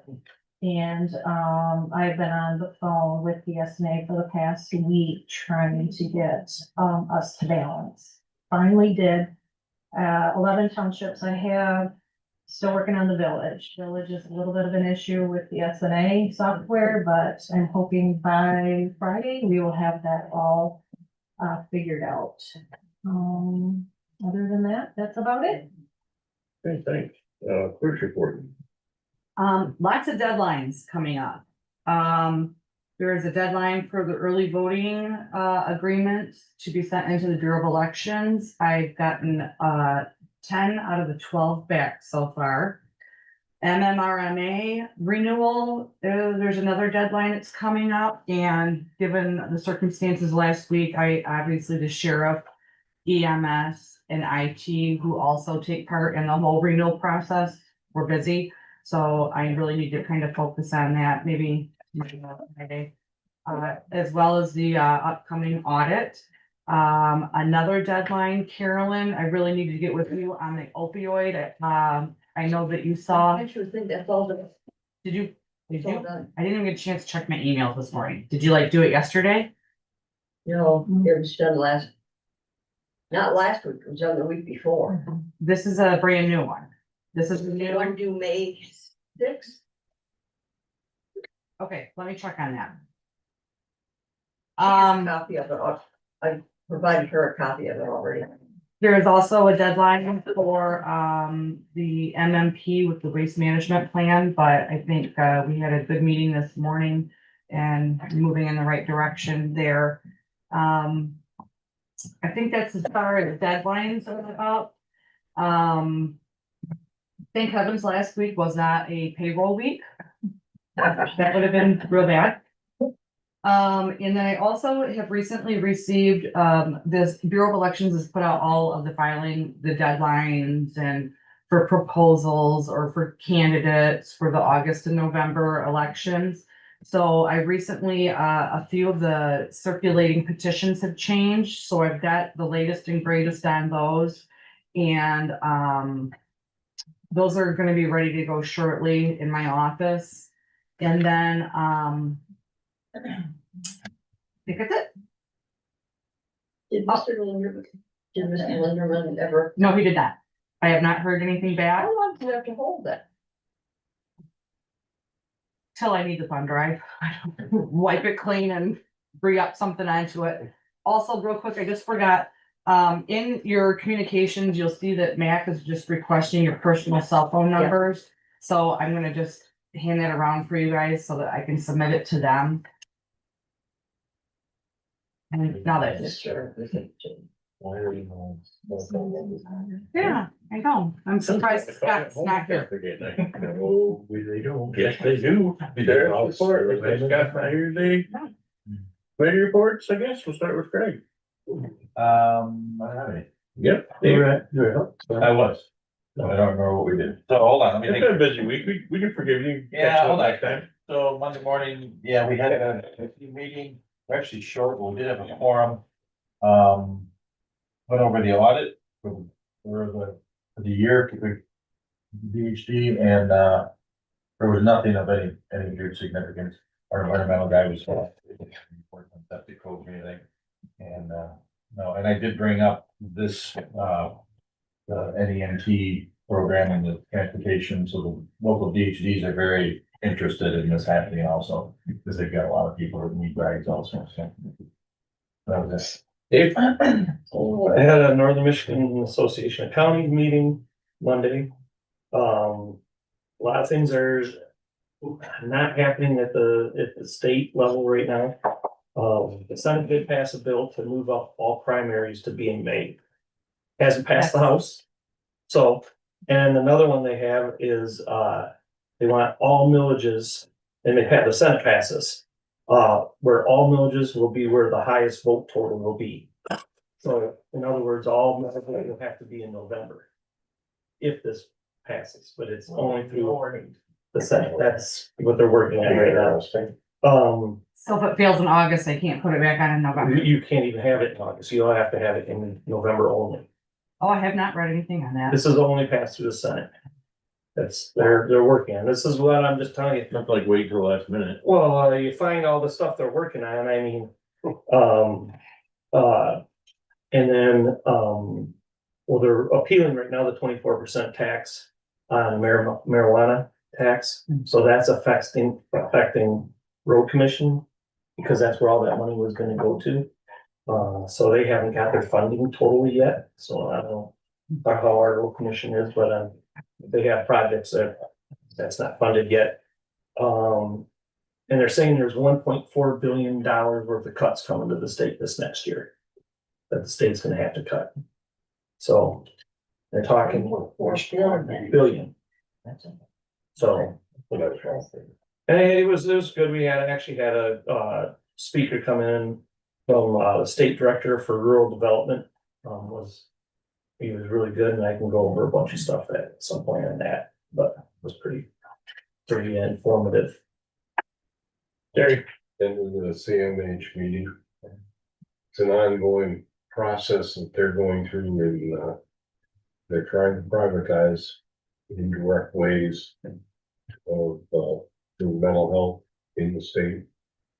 And it's an ongoing process, so they haven't succeeded in numerous years, and but there's always a new way of trying to get it out of the funding the way it is. They're fighting it, of course. CMH is fighting it, and they'll keep fighting it. They're fighting the privatization, or? And I won't tell you, they've tried probably 4 different ways that I'm aware of changing the way it's done right now. Okay. And if you want to call it privatization, I did. The first way, or one of the ways that they tried, was just pure, we'll change this all to private outfits, and that was kind of changed over. Our director even testified in a court proceeding, class action suit that was brought up forward, and they were successful in getting it turned down. So it's going, but as they say, nobody's giving up. They're still trying. Still being fought.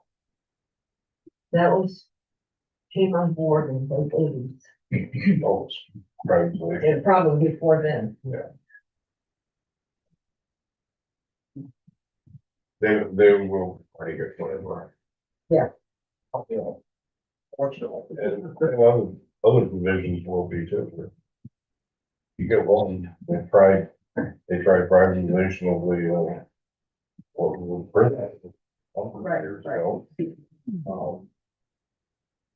wasn't very successful. There are certain things, and I'd be the last one to say this. There are certain things that the government actually is not bad at doing. There's a lot of things maybe they're not very good at doing, but I would truly believe the mental health system that it's set up is, being familiar with it now for 5 years, I believe that it is the best system for the people that need their services. It may need a little tweaking, but I agree with you.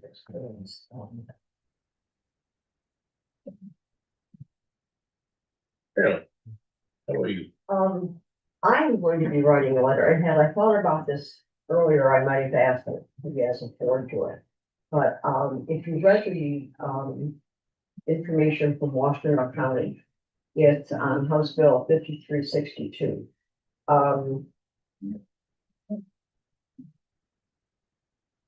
The state is overtaking. Here's a difference. The state is they're trying to get rid of it, to mental health stuff, but so many of our things, our zoning, our, water treat, not water treatment, but our septics. I mean, the list goes on, and I urge you to either just scratch out Washtenaw and put down your name or whatever, but to at least respond via mail or whatever to your, to our representatives to, support this House Bill 5363. Also, had an ACCOA finance meeting, watched a MAC webinar. We are, Skilda Wordsmith Airport zoning board is applying to a Skilda Wordsmith Airport board to pay for mapping of some areas on the old airport base. And, I don't know if I have to attend the meeting tomorrow or not on that, but, have not heard, I've called and I haven't heard anything back yet on the Canvas grant that we submitted 2 months ago. 2.5 months ago, maybe, yeah, it was about 2.5 months ago. We got notification that it was received and it was approved and all of that, but, we need to get that money so it can be dispersed out to the entities that applied for it. Because it terminates the end of September, so we gotta get with it.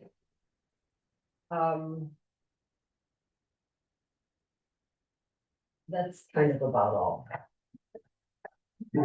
Hey, communication or Dave wants. So. I didn't get to talk to Dave before. Dave answered building and grounds. You didn't ask about the building and grounds before. I was waiting for my opportunity to jump in.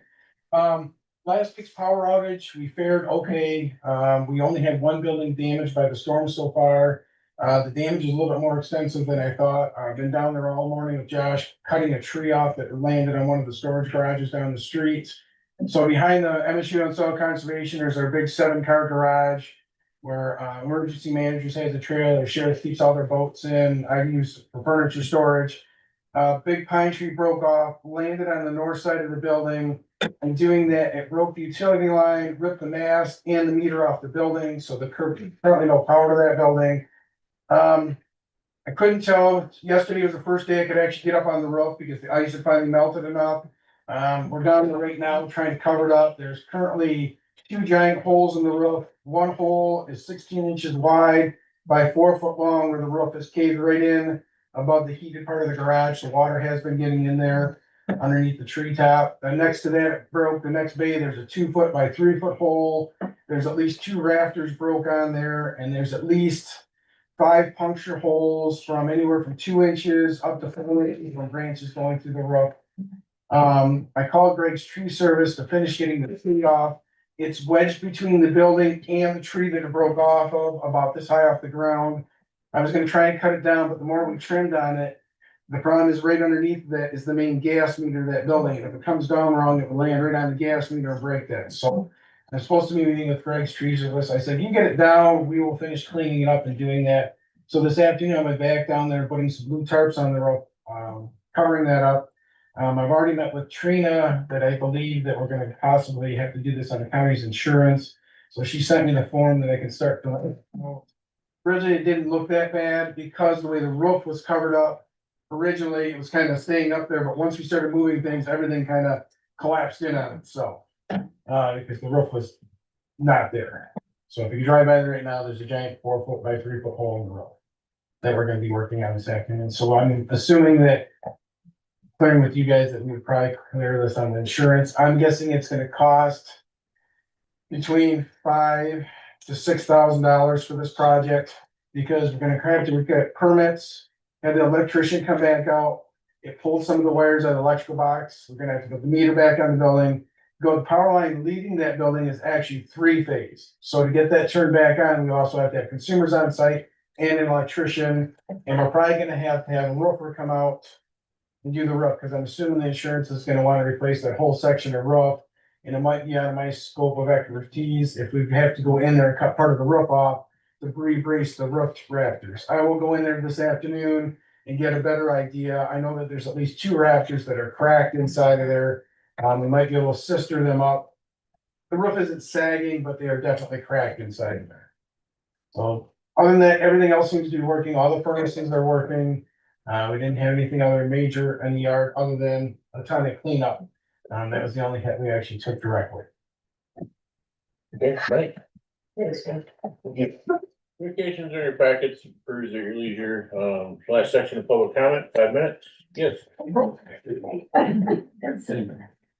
Good afternoon, Margaret Pitzera from Haynes Township. First of all, I'd like to talk about the piloting of the rural non-emergency transportation. In 2014, my husband and I and about 6 other people got together with the senior center. And we actually did that. We went to, got calls from people to transport them to do different things. Most of the time it was. And we did that for a while and then that kind of phased out. I think the senior citizen organization got their own car to do that kind of thing. So then we didn't do that. Recently, I was at the hospital for some imaging. And a woman had just come out of the emergency room and she needed a ride home and there was no taxi. It was 5 o'clock in the evening. And I was gonna say I would take her home because there was no way for her to get home. This would be a perfect example of how that could help people when they need to get there and then when they need to get out of something like the emergency room. So there is a need. But as I've worked and listened to this program, I think to myself about Alcona County and what we just went through. And then I think about where we are located in Michigan. It is a desert area for health insurance and all things that can, pertain to health insurance. But are we not the first of 83? Are we not? Wouldn't it be more than just a feather in our cap, but a message of who we really are to the state of Michigan, here in a desert area for medical, and knowing that we are the 4th in the country, the United States of America, oldest county. And so I encourage us to pilot this program, be the first of 83, be the first maybe in the nation. I think that's what they were talking about in their presentation. And to pilot it would be in conjunction with our EMS people we already have, who know so much about it, who have been, personally connected going throughout the whole UP and Northern Michigan, doing the interviewing and finding out what it entails. So I really hope that we will pilot the program, help our own people and be a good example, for our country, for the state of Michigan. We can do this. Thank you. Anybody else public comment? Yes. I just really want to say thank you to Craig, thank you to Scott, Kathy, all the Red Fort, all the volunteers, staff members, because the community, that's what the community center is for. I'm getting like careful. But I think this really showed that we came together and did what the community center is here for. Thank you. Anyone else public comment? Patty Jones, Alcona, Harrisville Township. And I just wanted to say that I really am very supportive of the rural transportation. I think I'm really basically fiscal conservative. I want our tax dollars to be spent in the most helpful way to provide the services that are most needed. And the way we will find out whether or not this is a good program to save money and save lives is to be the opportunity to collect the data. That's what it really is all about.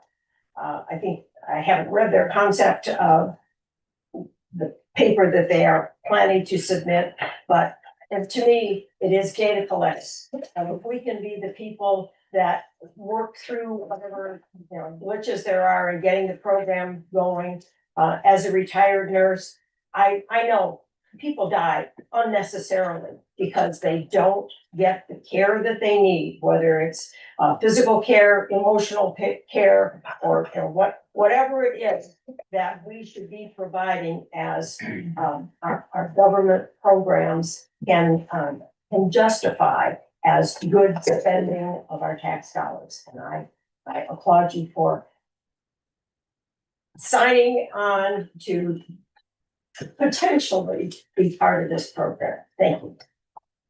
Thank you. Anyone else? Public comment? Like that's the end of it. All right, Commissioner, additional comments? Nope. I'll adjourn the meeting till the regular meeting on Wednesday, April 1st. 30 p.m.